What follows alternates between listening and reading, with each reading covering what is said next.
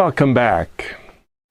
My name is Dr. Bryan Williams, and this is Lecture 2 of our series entitled Helping Healthcare Become Healthy and Caring. This particular lecture will be broken into two parts, and you'll see it as Lecture 2A and B, and today we'll be covering Lecture A. The question we'll be covering today will be, how does bioethics work? Thank you for joining us. Let's begin with some definitions that may be helpful in your understanding of bioethics. I'd like to begin with the terms morality and ethics. These terms are typically interchanged when you hear about it in a media presentation. In fact, last night I was listening to a presentation, and they were talking about ethics, and they put the two terms together, morality and ethics. And so for most people, in the common understanding of these terms, they typically think of them as synonymous and just bring them together when they use a definition. I'd like to break them apart. Definitions of morality that I'd like to introduce to you are the actions that individuals perform to construct themselves, future generations, and society. Let me say it again.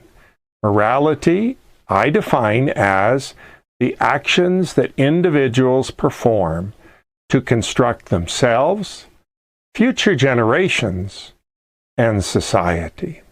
These are typically informed by principles that people develop and act out. Morality can also be seen as a system of values that construct a community. And so morality is very, very centered around the actions that we do. Ethics is the study of morality.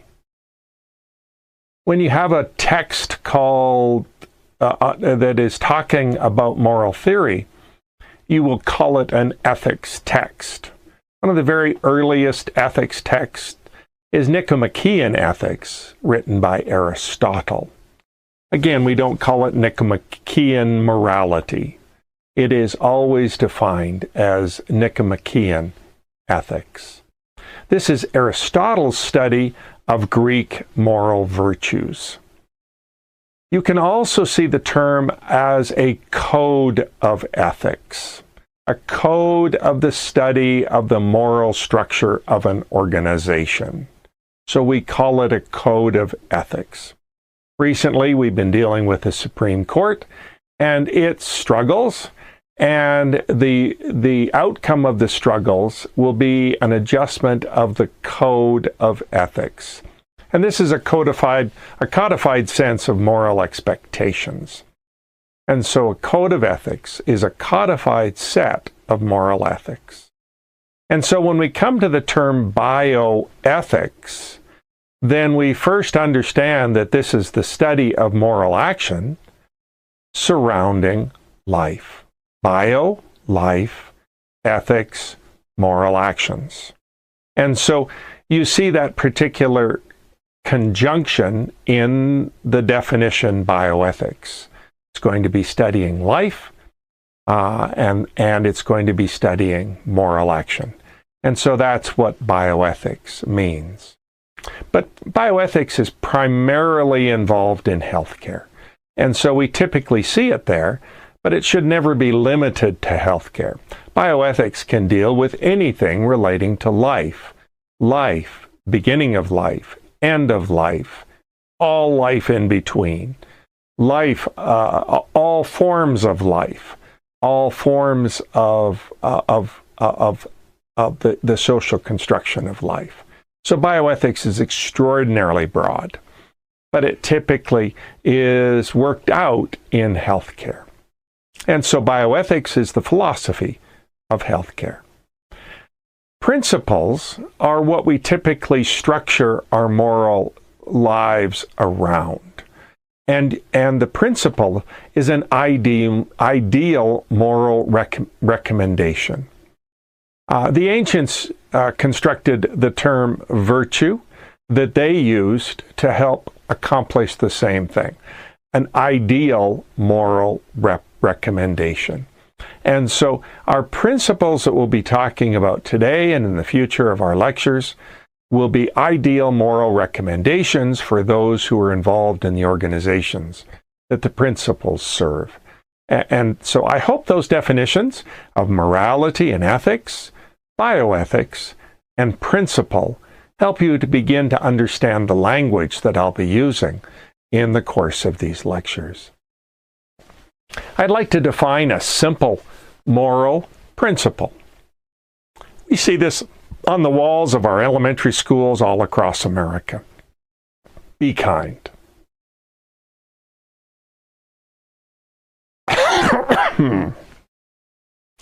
We can also see it as a virtue. And that would be, it takes courage to be kind. There will be settings where you will have to act courageously to be a kind person. And so be kind is linked to the ancient structure of the virtues. And the primary virtue that almost always was talked about first was courage. And courage in the ancient setting was necessary for its soldiers to protect its communities.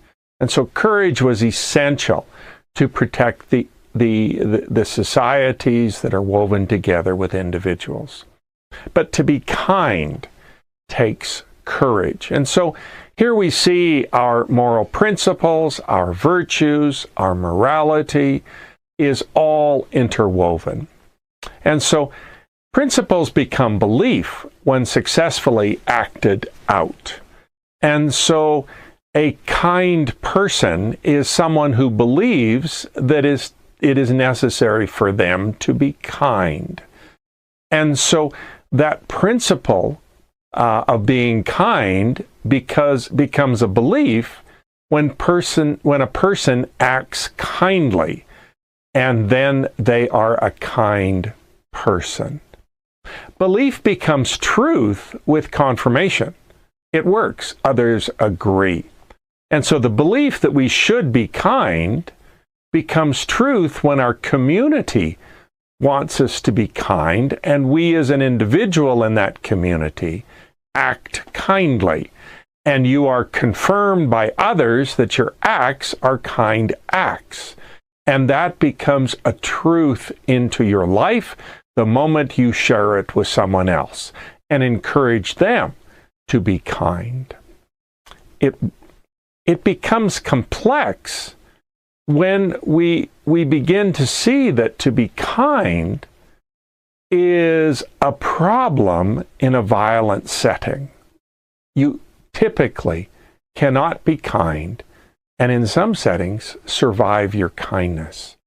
And so we have the situation where strangers with guns are rolling into our elementary school and are devastating that little community by killing everyone. And so a complex truth, and now I'm comparing the simple moral principle of be kind with a complex truth. Be kind, except when a stranger enters with a gun and you throw everything at that person. And so our kindness has its limitations. We want people to be kind in most situations, but we want them to be aware that there are some situations that kindness is not the appropriate result. You must react to protect yourself against someone who might harm you egregiously. And so that becomes a complex truth.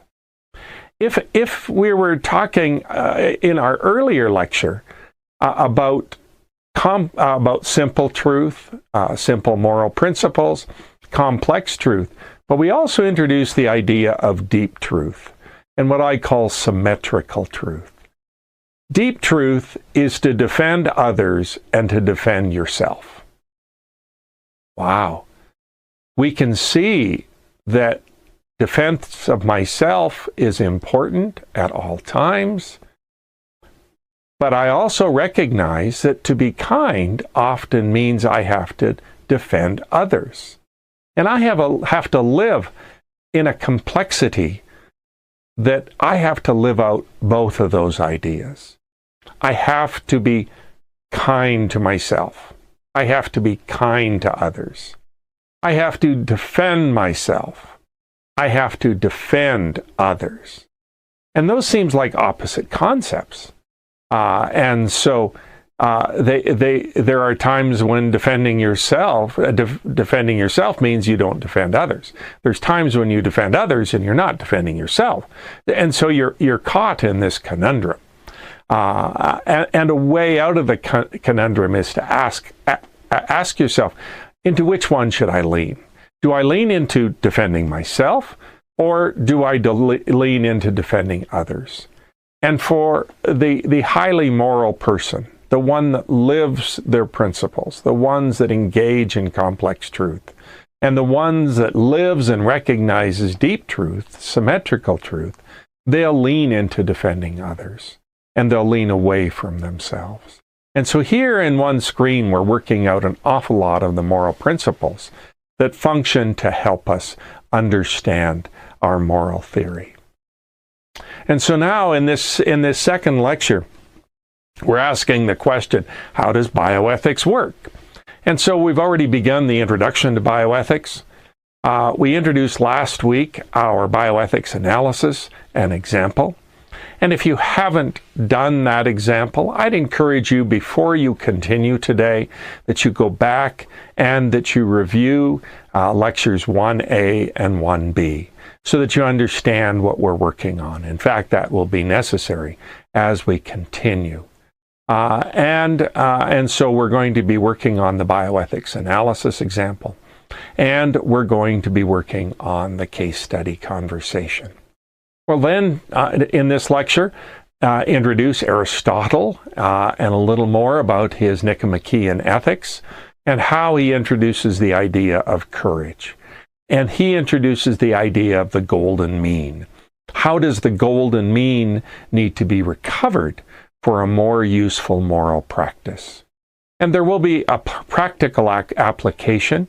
We'll be talking about using Aristotle to help in institutional burnout, such as our hospital staff. And at the end of this particular lecture B, we'll be introducing a case study, our second case study, and that will be for our lecture 3 that is identified here as week 3. And that's entitled Burnout. So an introduction, continuing our introduction on bioethics,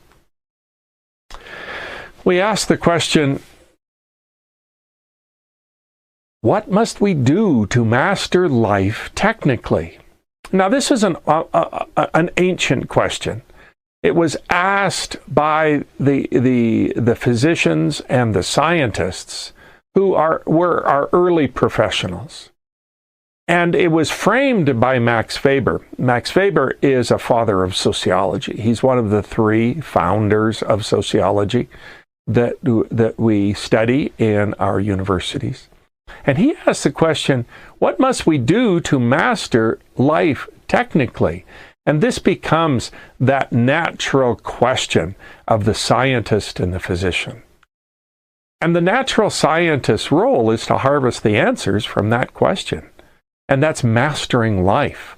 So because bioethics works with questions around life, bioethics becomes that one that then is a companion to this question.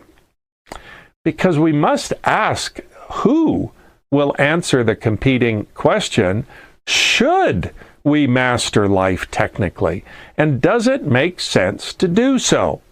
And so for every part of the mastery of life through our scientific knowledge, someone or that original person must ask that question, should we? And one of the areas that we're seeing that in our day is artificial intelligence. And we're seeing the incredible possibilities of artificial intelligence. But thankfully, we're also seeing people ask us, should we continue this direction of using artificial intelligence, which will have tremendous consequences into our personal lives and our social lives? And so we're asking those questions. And that's the role of ethics. That's the role of philosophy. That's the role of theology, to ask those questions, because the scientist is often driven to answer the questions, come what may. And so the ethicist is the person that asks the question, should we continue that? Should we do that tact? And so that's the role of ethics. A bioethicist tries to confront attempts at mastery that might degrade the human condition. The key task is to integrate all of these areas and employ principles to propose solutions. And so the bioethicist takes those attempts or answers by the physician and the scientist and asks whether we should do it. Now, the bioethicist can certainly be the original physician and the scientist naturally asking those questions. But we'll see that often a community is structured on expertise, and the expertise of the physician and the scientist often needs the expertise of the ethicist that will begin to prompt them to make sure they're thinking about the consequences of their action.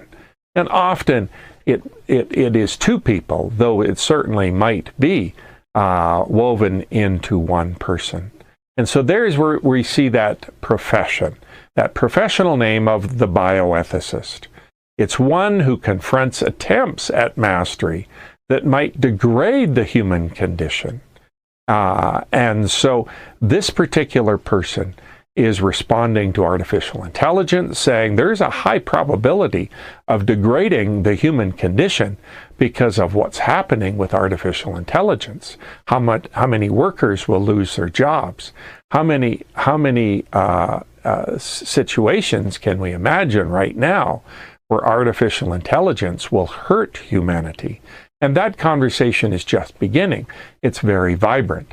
But it hasn't been so aggressive that it's caused artificial intelligence to stop or even to pause. And so we are moving into this area at full speed.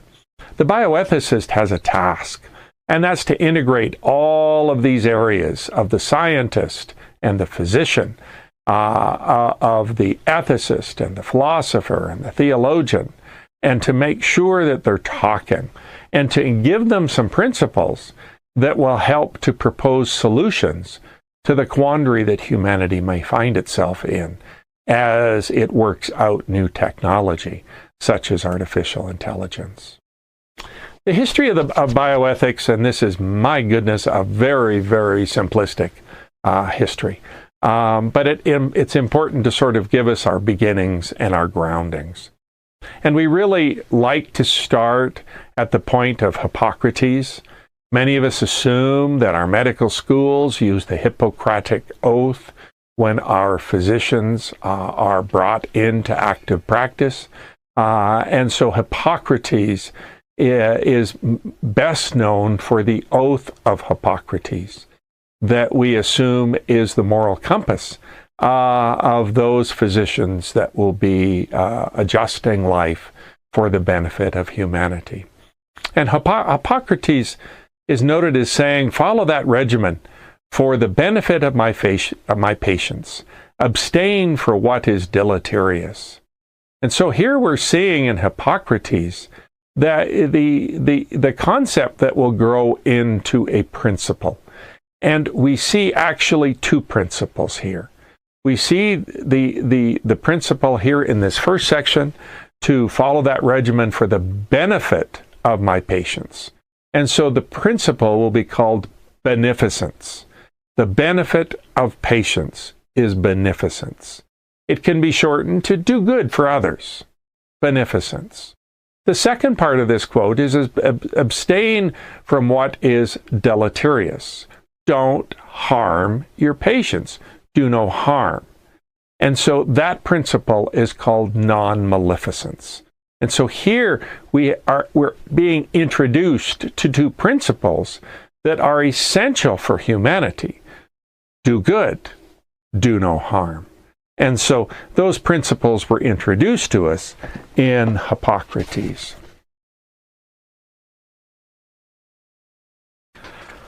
To jump now into the 20th century, let me just find my spot here.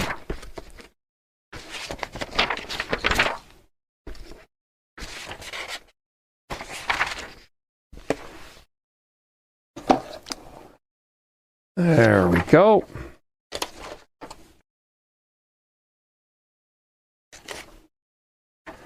There we go.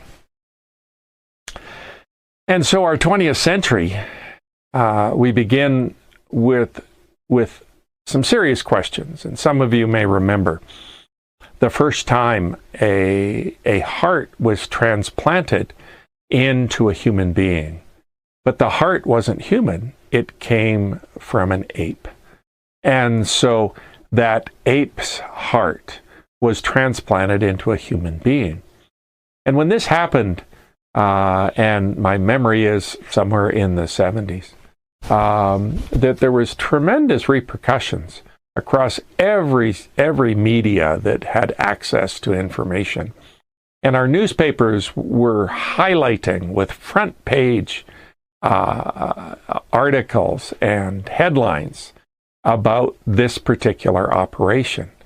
And so because it confronted everything we know about what a human being is in one operation, and the question became, after they did this operation, should they have done it? And so there was really no one who was defined as being the respondent or the person that offered that question. Well, that was just one of many. Healthcare, following the Second World War with the discovery of penicillin, was radically changing, and the hospitals were worried about whether they were moving too quickly for the general community to keep up with them. And so they often, these questions were often done in university towns with university faculty who were the medical experts and the scientists that were coming up with these particular advances. But also across the street was the philosophy and the theological community. And these were often colleagues to those who were in the scientific community. And so two individuals that were theologians, but also trained in philosophy, that were well known in their fields, were those that were across the street. And their names were Paul Ramsay and Joseph Fletcher. And Paul Ramsay is known for ethics texts, and his writing became centered on bioethics. And so he has an awful lot of the early bioethics writing that we rested upon as the field of bioethics grew. And Joseph Fletcher was known for his situational ethics, and that created another conundrum for those in the 70s and 80s. Is ethics formed in the situation, or is it a broader analysis than that? And so Joseph Fletcher was well known as writing into into the study of morality, and so these were important founders. And so the controversies that we remember really challenged us in the 60s and 70s.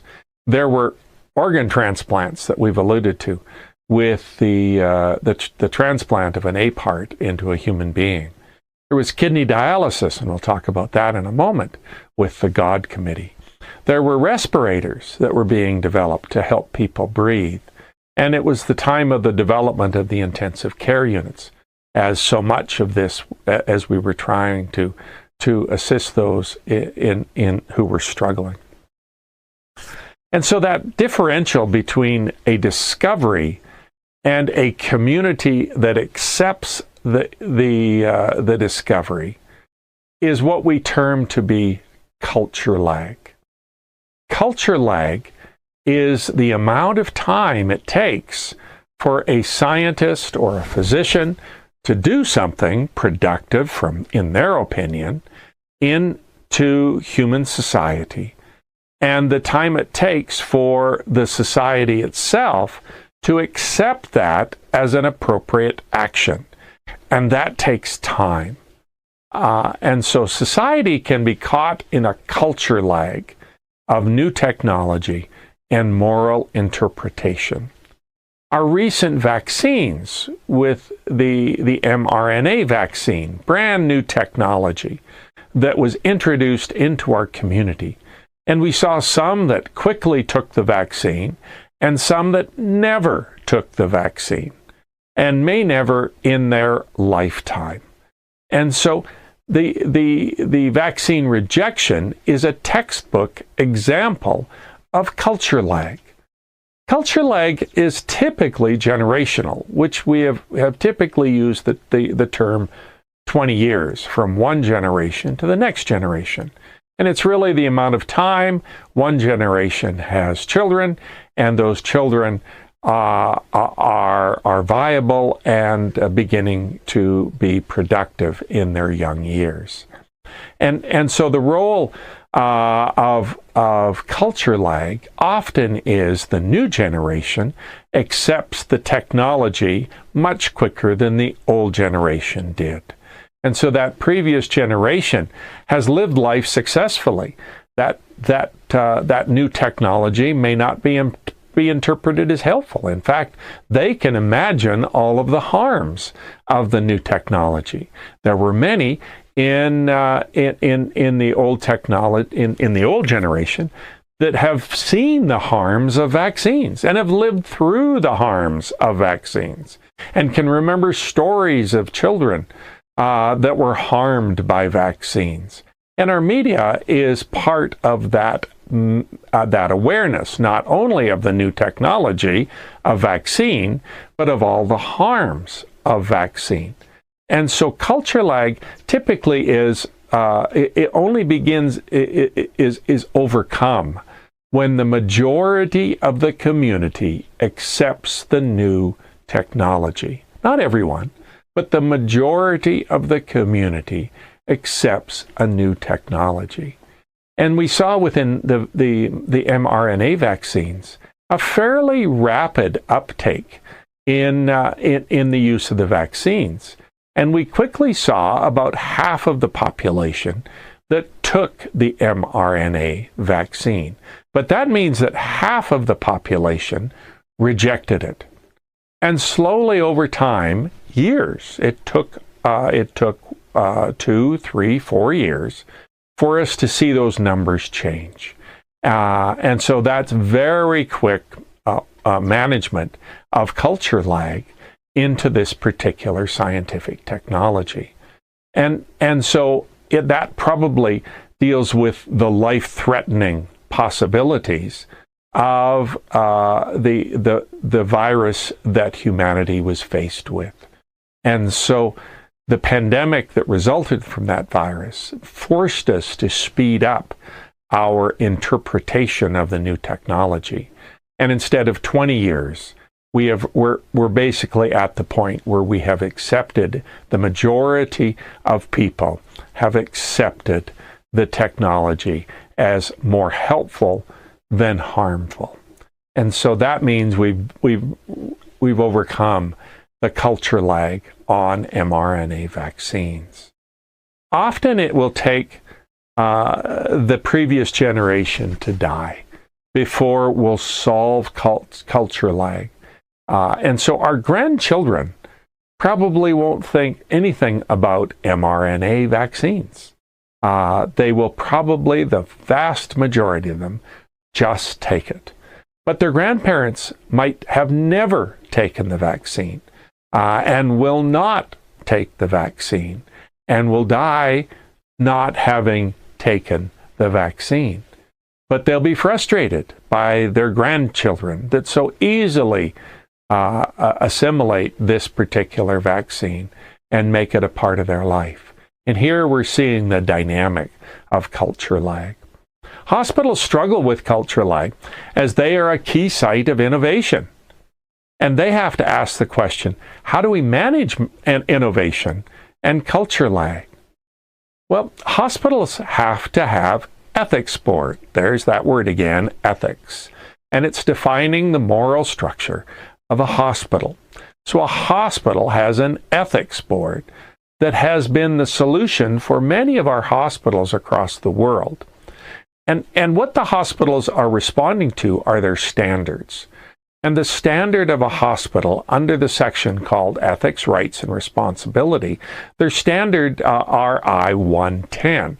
The hospital follows ethical behavior in its care, treatment, and services and business practices. And that's broken down a little more. Our EP1. The hospital identifies ethical issues and issues that are prone to conflict. As well, the hospital develops and implements a process to handle these issues when they arrive. Hospital ethics boards are typically chaired by professional bioethicists. So what does that give us?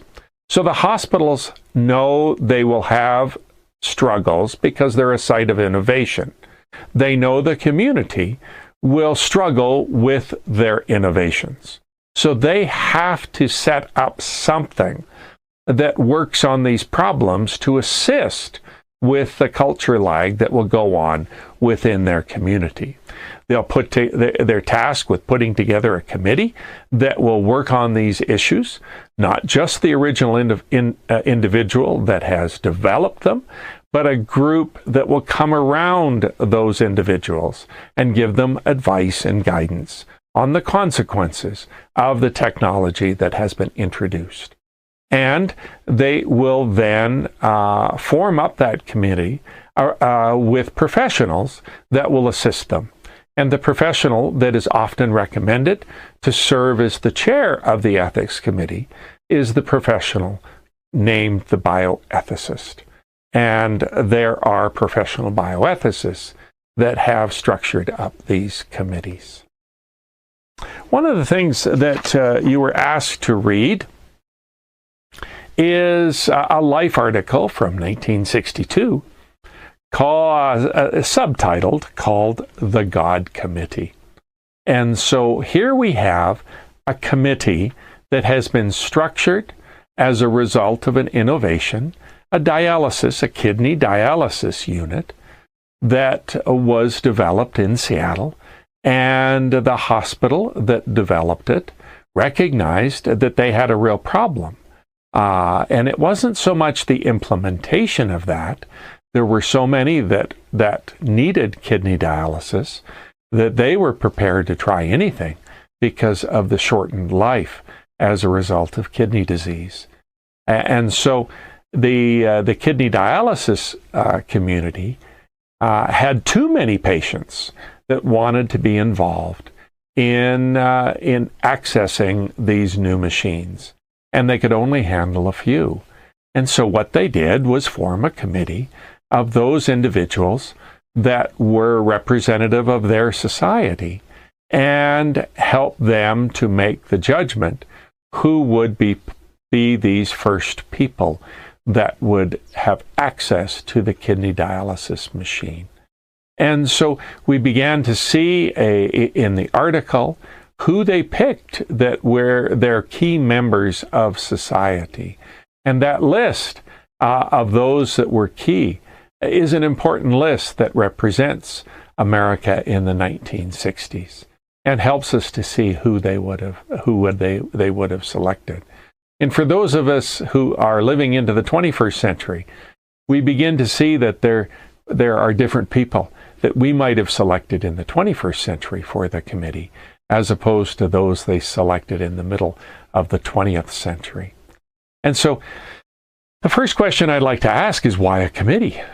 Why didn't someone who was responsible for this machine simply create a list and begin helping patients? The recognition was that it would be extraordinarily hard for them to be fair to those that were not selected. And the best way for the hospital to protect themselves was to form a community of experts that could give the best advice on how to structure up those individuals. And so those individuals then began to allow patients access to the machine, and they lived with the consequences of their decision. And so we can also ask, how did its members influence its decision?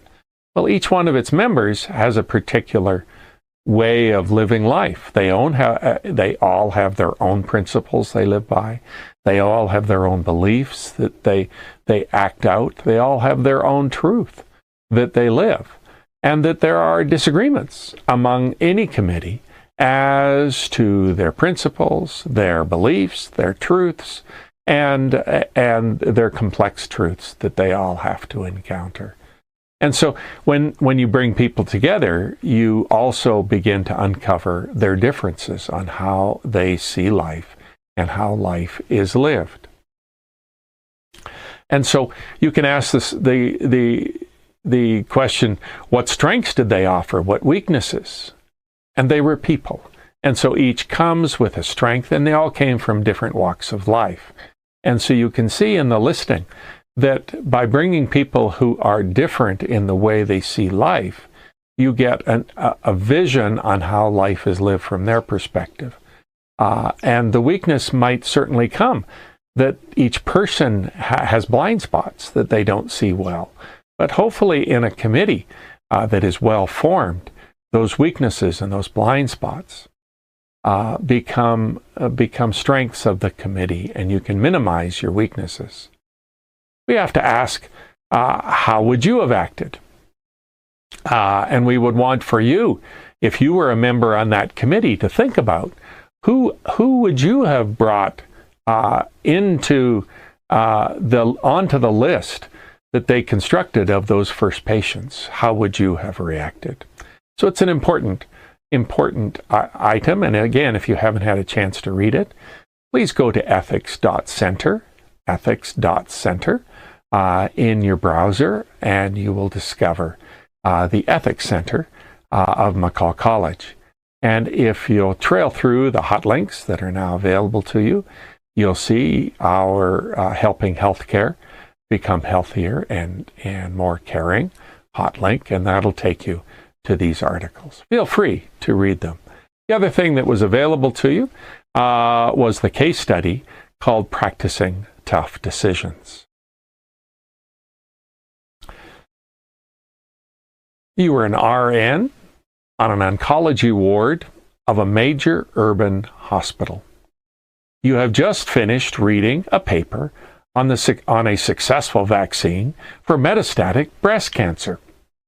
The vaccine uses an individual's own tumor-fighting immune cells for treatment. Good efficacy of the vaccine was noted, and also it was noted that it had low side effects. The hospital has been able to acquire 2 doses of the vaccine. More doses are 6 months away. There are 20 patients with this cancer who could benefit from the vaccine. The oncologist has ordered the vaccine to be given to the youngest patient and another who is clearly financially well off. Both have insurance. You have a friend with no insurance who was excluded. You have asked for an ethics committee consult. What will you say at the meeting? And so our lecture 1B, we introduced this particular case study. And again, a case study is a construction.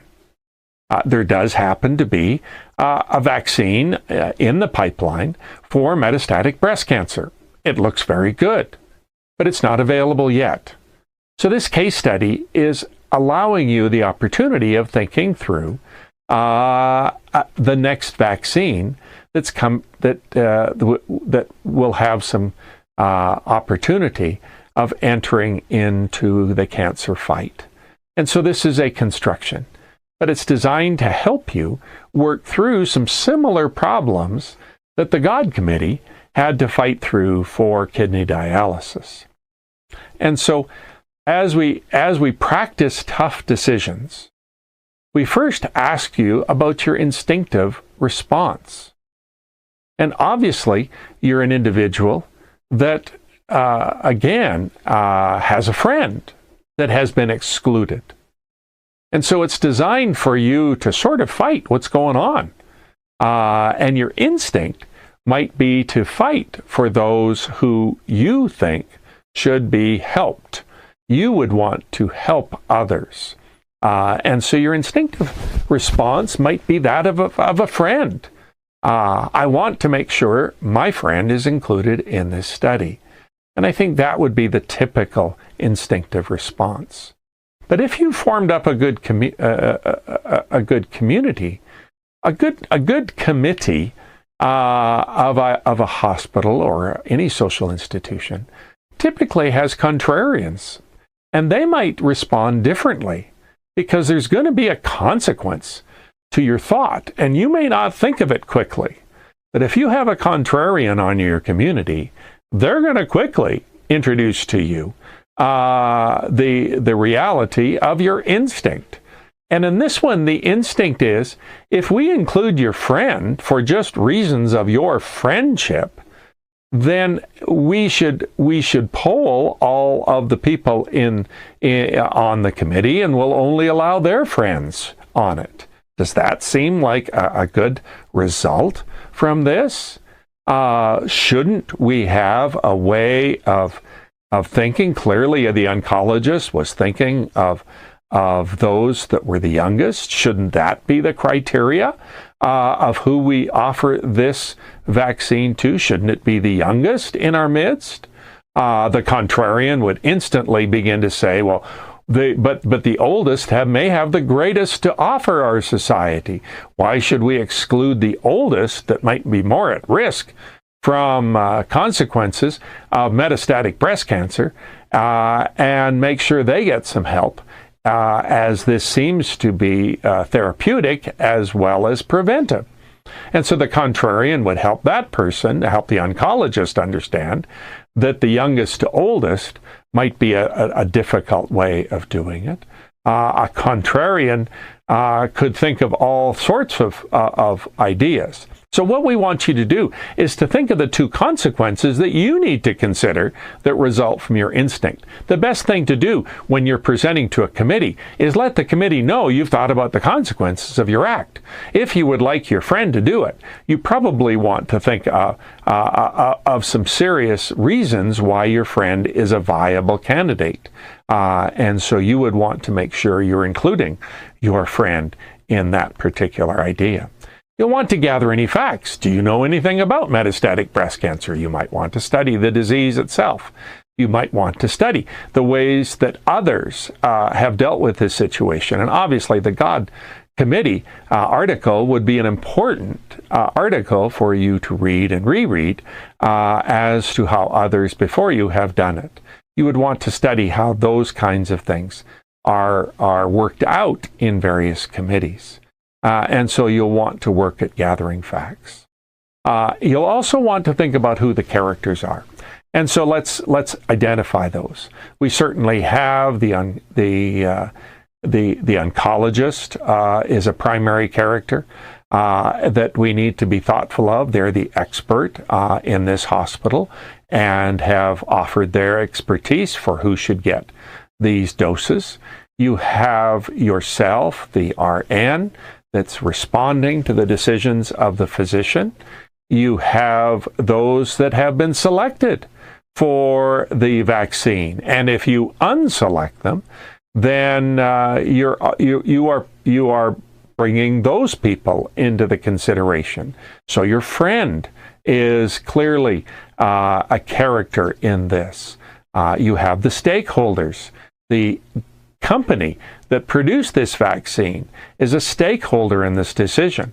They want the best possible candidates using their vaccine. If something goes wrong, that could destroy the vaccine for some time as they reestablish the confidence in their vaccine. You have the entire body of people that are candidates for the vaccine, and so they are a part of the decision.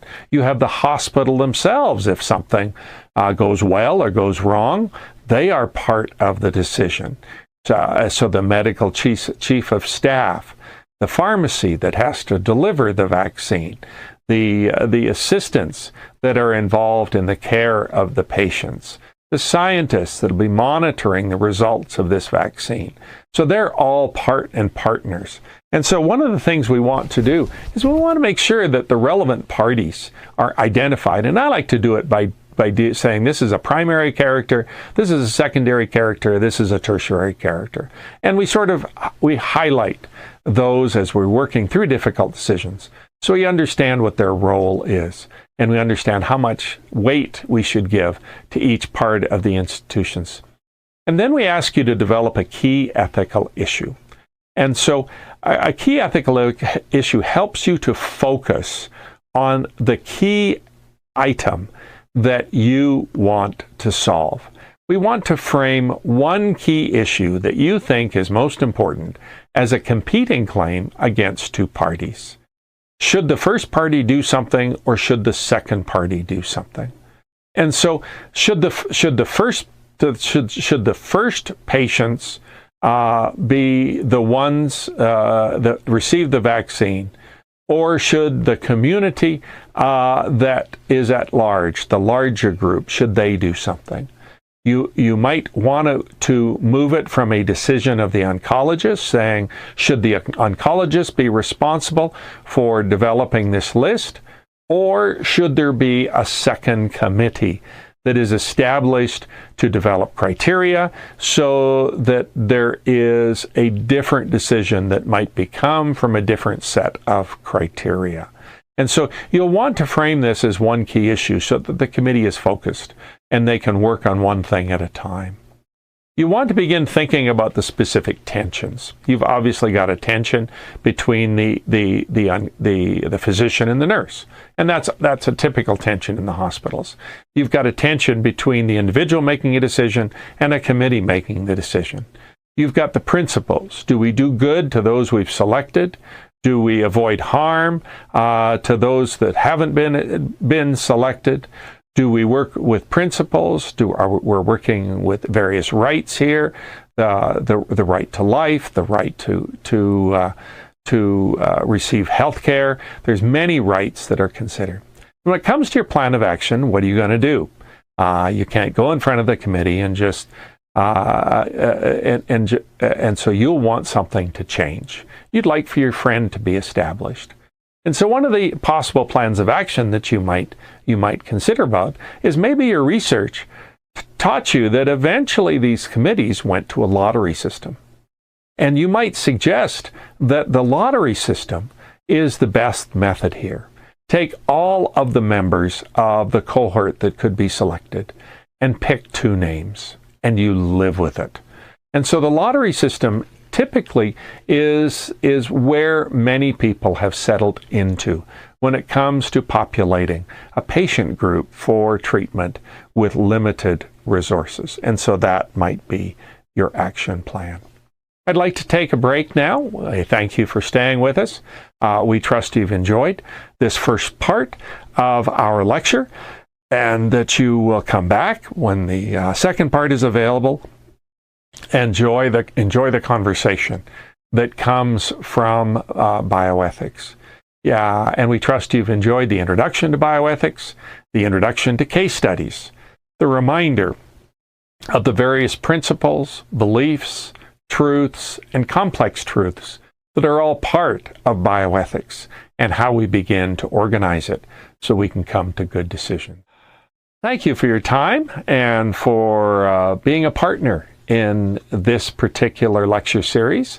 This is the end of Lecture 2, Part A, and we trust that you'll come back when we're able to offer the second half to this lecture on helping healthcare become healthier and caring. Bye-bye now.